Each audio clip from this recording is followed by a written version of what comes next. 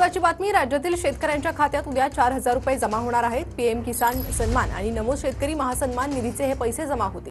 आज मला या ठिकाणी सांगितलं पाहिजे की आपण जो शेतकऱ्यांना नमो शेतकरी महासन्मान योजना आपण सुरू केली, केंद्र सरकारचे 6,000 आणि त्यासोबत राज्य सरकारचे 6,000, आज त्याचा आपण हप्ता हा शेतकऱ्यांच्या खात्यामध्ये जमा केलेला आहे।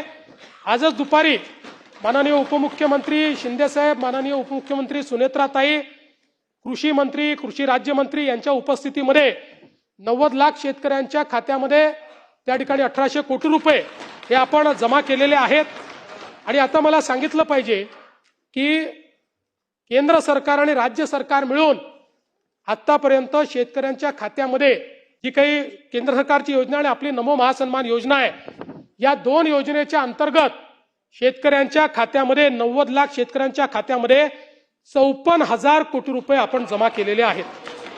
शेतकरी बांधवांसाठी अतिशय महत्त्वपूर्ण ही बातमी होती, कारण शेतकरी जे बांधव होते ते नमोच्या हप्त्याचे आतुरतेने वाढत होते। तर फायनली त्याचा निर्णय आता झालेला आहे। राज्याचे मुख्यमंत्री देवेंद्र फडणवीस यांनी जाहीर केलेला आहे। पीएम किसानच्या हप्त्यासोबतच नमो शेतकरीचा जो हप्ता आहे तो शेतकरी बांधवांच्या खात्यामध्ये जमा होत आहे। त्यामुळे शेतकरी बांधवांमध्ये आनंदाचं वातावरण आहे।